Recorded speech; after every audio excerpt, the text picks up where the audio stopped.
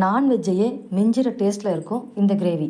முதல் நாள் நைட்டே பச்சை பயிரை எடுத்து நல்லா கழுவி ஊற வச்சுக்கலாம். மறுநாள் காலையில் இது நல்லா ஊறி இருக்கும். இப்போ ஒரு மிக்சி ஜாரில் பச்சை பயிறு, பூண்டு, பச்சை மிளகாய், சீரகம், இதுக்கு தேவையான அளவு உப்பு, இது எல்லாத்தையுமே சேர்த்து நல்லா கொரன்னு அரைச்சி எடுத்துக்கலாம். அரைச்சி எடுத்த இந்த பேஸ்ட்டை இட்லி தட்டில் போட்டு ஒரு 10 நிமிஷம் வேக வச்சு எடுத்துக்கலாம். இப்போ இது நல்லா வெந்துருச்சு. இதை குட்டி குட்டி பீஸாக கட் பண்ணி எடுத்து வச்சுக்கலாம்.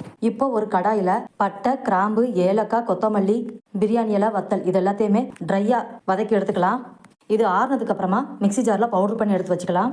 இப்போ அதே கடாயில் கொஞ்சமாக எண்ணெயை ஊற்றி பச்சை மிளகாய், வெங்காயம், தக்காளி இது எல்லாத்தையும் நல்லா வதக்கி ஆறுனதுக்கு அப்புறம் மிக்சி ஜாரில் சேர்த்து நல்லா பேஸ்ட்டாக எடுத்துக்கலாம். கொஞ்சமாக தேங்காவையும் எடுத்து அரைச்சி தனியாக எடுத்து வச்சுக்கலாம். இப்போ அதே கடாயில் எண்ணெயை ஊற்றி எண்ணெய் நல்லா காஞ்சதுக்கு அப்புறமா சோம்பு, பிரியாணி இலை போட்டு இது கூடவே நம்ம அரைச்சி வச்சிருக்கோம் இல்லையா வெங்காயம், தக்காளி கலவை, அதையும் சேர்த்து நல்லா வதக்கிக்கலாம். இது நல்லா வதங்கினதுக்கு அப்புறமா நம்ம எடுத்து வச்சிருக்கிற மசாலா ஐட்டம்ஸ் எல்லாமே சேர்த்துக்கலாம். இது எல்லாமே சேர்ந்து நல்லா வதங்கினதுக்கு அப்புறமா இந்த கிரேவிக்கு தேவையான அளவு தண்ணியை ஊற்றி நல்லா கொதிக்க வச்சுக்கலாம். இது நல்லா கொதிச்சதுக்கு அப்புறமா நம்ம ஃப்ரெஷ்ஷாக அரைச்சி எடுத்து வச்சிருக்கோம் இல்லையா அந்த பவுடரையும் இதில் சேர்த்து நல்லா மிக்ஸ் பண்ணிக்கலாம்.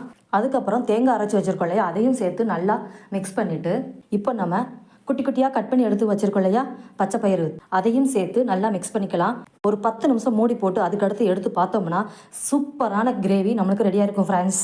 அடடா, இதோட டேஸ்ட்டை அடிச்சிக்கவே முடியாது ஃப்ரெண்ட்ஸ்.